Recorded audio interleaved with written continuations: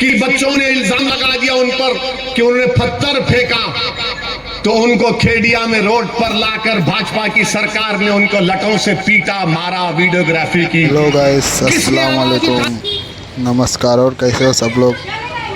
चलो आज अवैसी साहब से मिल के आते हैं। अभी आए हुए हैं वो सूरत शहर में और हम लोग जा रहे हैं उनको देखने के लिए। वहाँ जाके देखते हैं कितनी सारी पब्लिक होंगी। बहुत सारी पब्लिक, अंदर जाना तो वो नहीं है पर हम लोग दूर से देखेंगे। चलो जाके देखते हैं उनको, सुनते हैं क्या। हम लोग पहुँचने वाले, ये देखो पहुँचने वाले, बस थोड़ा टाइम और है। वो दूर से इतना अच्छा कि बच्चों ने इल्जाम लगा दिया उन पर कि उन्होंने पत्थर फेंका, तो उनको खेड़िया में रोड पर लाकर भाजपा की सरकार ने उनको लटों से पीटा, मारा, वीडियोग्राफी की। किसने आवाज उठाई उन बच्चों के मारने और पीटने पर? थोड़ी देर के लिए अपने सीनों पर हाथ रखो नौजवानों। अगर तुमको इस चौरस्ते पर लाकर इतना मजमा खड़ा करके तुमको लटों से मारा जाएगा और जनता नारे लगाएगी, सीटी लगाएगी, तो तुमको उस लट की मार से ज्यादा तुमको बेइज्जती महसूस होगी। किसने आवाज उठाई? मैंने उठाया। और आज हमसे कहते हैं कि ओवैसी आने से ऐसा होता है। 27 साल से आपने इन तमाम पार्टियों को वोट दिया, मगर नतीजा क्या निकला? आपको क्या हासिल हुआ? जब चुनाव आते तो सब लोग जो धोखा देते आ जाते हैं कि नहीं नहीं, ओवैसी की बात में मत आओ, भाजपा को वोट मत दो, कांग्रेस को दे दो या ये छोटा रिचार्ज को दे दो, हमको मिलके रहना है। अरे कब से मिलके नहीं है? कब से मिलके नहीं रह रहे हैं? ये मिलके रहने का मसला नहीं है, ये दिलों को मिलाने का मसला है, ये आंख से आंख मिलाने का मसला है। ये गुलामी का मसला नहीं है कि सामने बैठकर अगर कोई कुर्सी पर बैठेगा तो मैं भी कुर्सी पर पैर पे पैर डालकर बैठूंगा और बोलूंगा, बोल अब क्या करेगा, मेरे लिए इंसाफ करेगा नहीं करेगा। ये मिजाज आपको पैदा करना है। मेरी तकरीर की आवाज सुन के नहीं बोलना है, पोलिंग बूथ को जाकर पतंग पे बटन दबाकर बोलना है, अब मैं मारा हूं, अब बैठूंगा और बात करूंगा मैं। ये मिजाज, ये सोच, ये फिक्र आपको पैदा करना है मेरी इज्जतदार मां और बहनों। ये इन मुद्दों को उठाते हैं तो इनको तकलीफ पहुंच जाती है। अच्छा, भाजपा ने कहा कि हम गुजरात में यूनिफॉर्म सिविल कोड लेकर आएंगे। क्यों लाएंगे यूनिफॉर्म सिविल कोड? ताकि आपकी तहजीब को, आपकी शनाख्त को, आपकी हर चीज को खत्म करके रख दिया जाए। अगर आपकी कोई चीज जिंदा आपको रखती है तो आपकी तहजीब, आपकी शनाख्त, जो भारत के संविधान के आर्टिकल 29 से आपको प्रोटेक्शन मिलता है। पूछो ये छोटा रिचार्ज से जो गारंटी कार्ड की बात करता है, बोलो यूनिफॉर्म सिविल कोड पर, बोलेगा इस पे नहीं बोलेंगे। बिल्किस पर बोलो तो बोलेगा नहीं बोलेंगे बिल्किस के ऊपर। हम भाजपा से पूछना चाह रहे हैं, यूनिफॉर्म सिविल कोड आप ला रहे हैं तो डिस्टर्ब एरियाज एक्ट क्यों नहीं खत्म करते आप, जिसको आप लोग गुजरात में अशांति एरिया कहते हैं, हाँ आसान धारा कहते हैं। आसान धारा हटना चाहिए नहीं हटना चाहिए? बोलो। अरे हाथ उठाकर बोलो। घर खरीदना है तुमको? अब पूछो छोटा रिचार्ज से, भारत भाजपा से, कांग्रेस से, बोलेंगे इसका पर मत बात कर, ना ना ना, भाजपा को हराना है।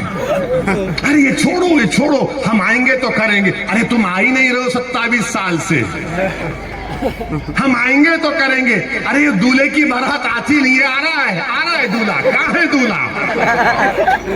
27 साल से भाजपा जीत रही है और आपको डरा डरा कर आपका वोट ले रहे हैं। ये डिस्टर्ब एरियाज खत्म होना चाहिए, मगर भाजपा बोलती है यूनिफॉर्म सिविल कोड। कैसे यूनिफॉर्म सिविल कोड और डिस्टर्ब एरियाज रहेगा एक साथ? गुजरात में अगर कोई अपना धर्म परिवर्तन करना चाह रहा है, जो भारत के संविधान में फ्रीडम ऑफ रिलीजन जिसको बाबा साहिब अम्बेडकर ने दिया, बगैर सरकार के परमिशन के नहीं लिया जा सकता। मेरे अजीज दोस्तों और बुजुर्गों, आप जानते हैं कि आपकी इस विधानसभा में यहां पर पूर्व 159 में स्कूल नहीं है, 8वीं जमात के बाद कोई स्कूल नहीं है।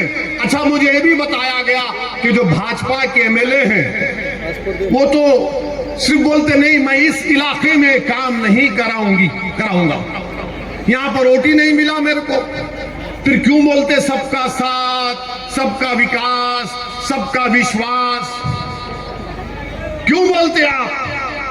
और भाजपा बोलती नहीं हमको वोट नहीं मिला, हम काम नहीं कराएंगे।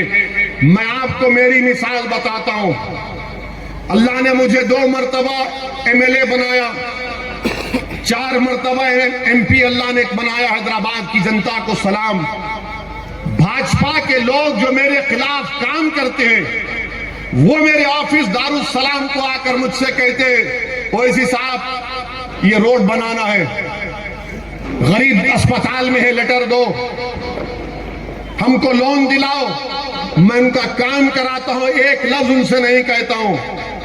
और मैं उनसे कहता हूं कि तुम मेरे खिलाफ काम करो, इलेक्शन में वोट मत दो, मगर मैं तुम्हारा एमपी हूं, मैं सबका एमपी हूं। मैं सिर्फ मुसलमानों का एमपी नहीं, मैं पूरे हैदराबाद के वोटरों का एमपी हूं। ये मिजाज पैदा करिए मोदी जी।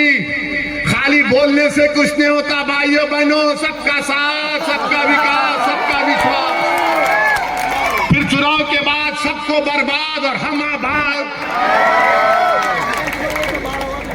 हम रोजगार, सब बेरोजगार। कैसे होगा मोदी जी ये? तो आपको कैसे विधायक की, ऐसे एमएलए की जरूरत है जो आपकी विधानसभा के लिए सबको एक नजर से देखकर आपका काम करवाए।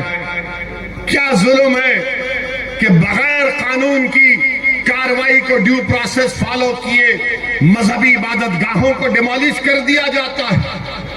बारिश होती है तो पानी जम जाता है और मोदी जी बोलते मैंने गुजरात बनाया। मोदी जी कभी आइए इस पूरब की सीट में आकर देखिए कैसा गुजरात आपने बनाया।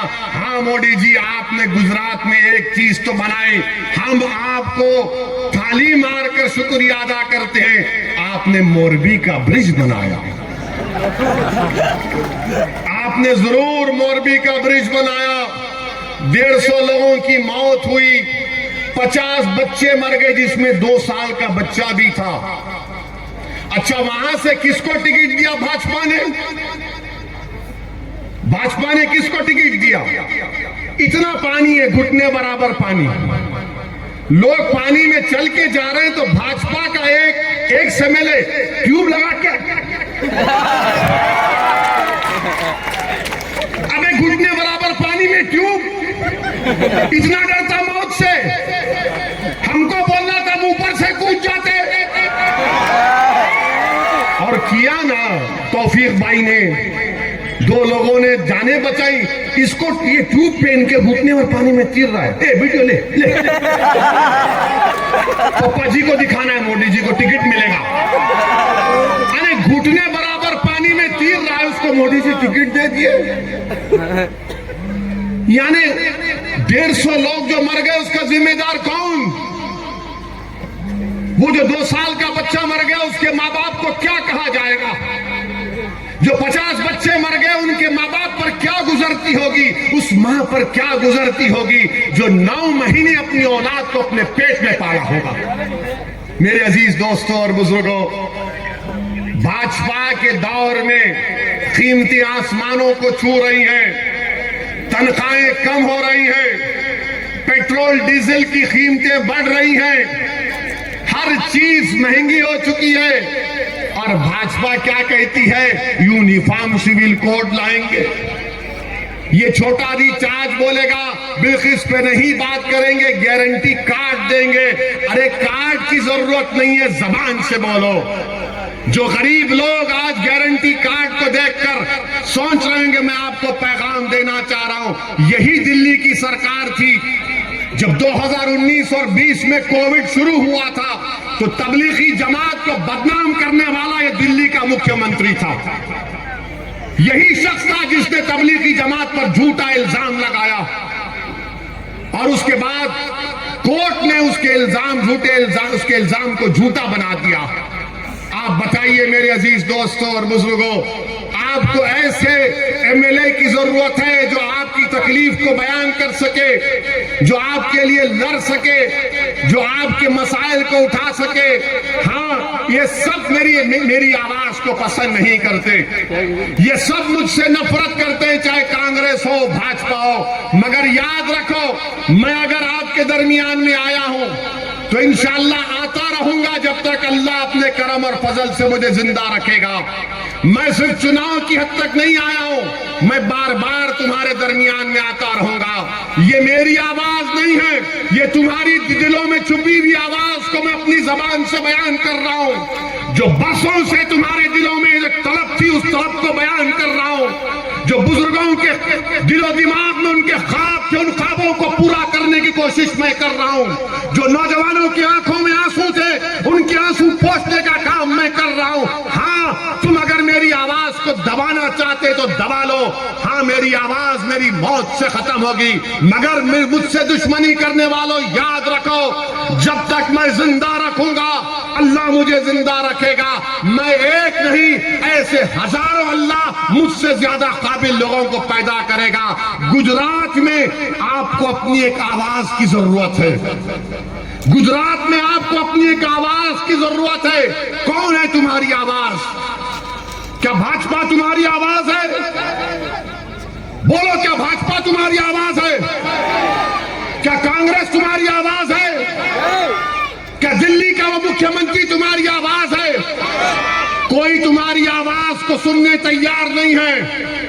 वो सिर्फ यही कहते हैं कि भाजपा को हराना, हमको वोट दो, और भाजपा दूसरों को डराकर वोट हासिल करती है।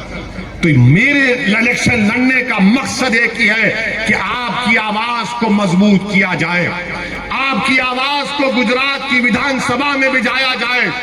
चाहे वसीम कुरैशी हो, साबिर काबुली वाला हो, कोई भी मजलिस का नुमाइंदा अगर कामयाब होगा इंशाअल्लाह, तो गुजरात की विधानसभा में जाकर आपकी आवाज बनेगा। लोग बोलेंगे गुजरात की विधानसभा में अगर मजलिस के 8, 10 या 6, 7 एमएलए इंशाअल्लाह कामयाब हो गए तो क्या होगा? सरकार तो किसी और की बनेगी। अरे 27 साल से भाजपा की सरकार बन रही है। अगर किसी की भी सरकार बनती है, गुजरात की जनता तय करेगी। याद रखो, किसी पार्टी को सत्ता में आने से रोकना हम नहीं रोक सकते, हम अपने इत्तेहाद से अपनी आवाज को भिजा सकते हैं। और जब आपका नुमाइंदा वसीम कुरैशी हो, साबिर काबुली वाला हो, शकील समा हो, ये जब विधानसभा में जाएंगे तो आपकी आवाज बनेंगे। कोई उठकर बोलेगा ओवैसी अगर 6-7 जीत कर जाएंगे तो क्या होगा? तो मैं उनको जवाब दे रहा हूं, आपको समझा रहा हूं कि भारत की पार्लियामेंट में 540 एमपी हैं, मजलिस के सिर्फ 2 एमपी हैं, मैं और इम्तियाज जलील। हम दोनों में से अगर कोई एक खड़ा हो जाता है तो 6 मिनट के लिए भाजपा के 300 एमपीओं को मिला के रख देते हैं। आपकी तकलीफ और आपके इंसाफ की बात करते हैं। इसको कहते हैं आवाज, इसको कहते हैं आवाज। हाँ, कोई कांग्रेस से भी जीत कर गया होगा, मगर वो आवाज नहीं उठाएगा, वो खामोश बैठा रहेगा, वो आवाज जबान पे ताला लगेगा। मैंने पार्लियामेंट में देखा कि जब मैं तकरीर करने के लिए खड़ा होता हूं तो अल्लाह का करम है, सदका नबी करीम सल्लल्लाहु अलैहि वसल्लम का दुआ है औलिया अल्लाह की कि अल्लाह मेरी जबान में वो ताकत देता है बोलने के लिए, मेरा नाकारनामा नहीं। हम 5-6 मिनट में हर चीज को बयान कर देते हैं। यही तो चाहिए गरीबों को, यही तो चाहिए कमजोरों को, यही तो सुनने की आवाज तड़प रहे गुजरात के कमजोर लोग। आज जब आप एक दीवानी की आवाज को पार्लियामेंट में सुनते हैं तो माँ और बहनें कहते हैं कि हाँ, ये मेरा बेटा असद बोल रहा है। जब बुजुर्ग सुनते हैं, तो कहते हैं कि मैं इसके लिए रात में दुआएं करता हूं। जब नौजवान देखता है तो कहता है कि हाँ, ये मेरा भाई बोल रहा है। तो ये आवाज आपको पैदा करना है, कोई आसमान से आने वाला नहीं, कोई जमीन से निकलने वाला नहीं, आपको अपनी आवाज को बनाना पड़ेगा। अगर आप भाजपा को अपनी आवाज समझते हैं तो बिल्किस को सामने रखो। अगर तुम कांग्रेस को अपनी आवाज समझते हो तो फिर 27 साल से कांग्रेस की नाकामी तुम्हारे सामने है। अगर दिल्ली का वो छोटा रिचार्ज आता है तुम उसको अपनी आवाज समझते हो, तो तबलीगी जमात पर झूठे इल्जाम को याद रखो। मेरे अजीज दोस्तों और बुजुर्गों, यही चंद गुजारिशात मुझे आप तक पहुंचाना था। 1 दिसंबर के दिन जुमेरात का दिन है। नौजवानों, सुबह सुबह निकलो, अकेले मत जाओ, अपने साथ अपनी माँ और बहनों को, बुजुर्गों को लेकर जाओ। पोलिंग बूथ को जाओ, पतंग के निशान पर देखो और ये उंगली उठाओ। ये उंगली की अहमियत क्या है मालूम ना आपको? इस उंगली को गवाह बनाकर बटन दबाओ और याद रखो, जब तक आप अपनी आवाज को पैदा नहीं करेंगे, जब तक आप अपनी आवाज को मजबूत नहीं करेंगे, आपकी आवाज आएगी तो भारत का सेकुलरिज्म मजबूत होगा। भारत का सेकुलरिज्म सिर्फ झूठे वादों से पूरा नहीं हो सकता। आप बरसों सबको वोट दिए, अब मजलिस को वोट देने का टाइम आ चुका है। और आपसे वादा कर रहा हूं कि सिर्फ इस चुनाव की हद तक ओवैसी नहीं आया है, मैं इंशाअल्लाह सूरत को आया हूं, आता रहूंगा। चुनाव लड़ेंगे, हर चुनाव लड़ेंगे। अब कोई चुनाव छूटेगा नहीं। मेरे दुश्मनों से मैं कहना चाह रहा हूं, मेरे मुखालिफिन से कहना चाह रहा हूं, तुम जितना मेरे खिलाफ बोल सकते बोल लो, जितना इल्जाम लगा सकते लगा लो, मगर मैं राय हक से हटने वाला नहीं हूं। तुम्हारा एक एक इल्जाम झूठा है, तुम झूठे हो, तुम्हारी सोच झूठी है, तुम धोखेबाज हो। तुमने झूठ बोलकर 27 साल से गुजरात के कमजोरों को, मजलूमों को धोखा दिया है। मेरे अजीज दोस्तों, मेरी इज्जतदार मां और बहनों, मुत्तहिद हो जाओ। मैं हमारे दलित भाइयों से कह रहा हूं, आदिवासी भाइयों से कह रहा हूं, हमारे हिंदू भाइयों से कह रहा हूं कि आपने देख लिया कि क्या हो रहा है गुजरात में। आज आपको मिलकर मजलिस को कामयाब करना है। तो 1 तारीख के दिन सूरत के आसमानों पर क्या नजर आएगा? सूरत के आसमानों पर पतंग पतंग पतंग नजर आएगी। और कैसा पतंग खींचेंगे आप और हम मिलकर, डाल के सबको। तो आपकी जिम्मेदारी है मेरे भाई और बहनों कि आप हमारी बात को, जो यहां नहीं आ सके, उन तक पहुंचाइए। आपका बेहद शुक्रिया। मैं आपकी मोहब्बत को सलाम करता हूं। मैं आपकी मोहब्बत का मखरूज हूं। मेरे पास अल्लाह ने एक ही जिंदगी दी, मगर इंशाअल्लाह ताला एक एक लम्हा मैं आपके लिए काम करता है और काम करता रहूंगा। बहुत बहुत शुक्रिया। अस्सलाम वालेकुम व रहमतुल्लाहि व बरकातहू।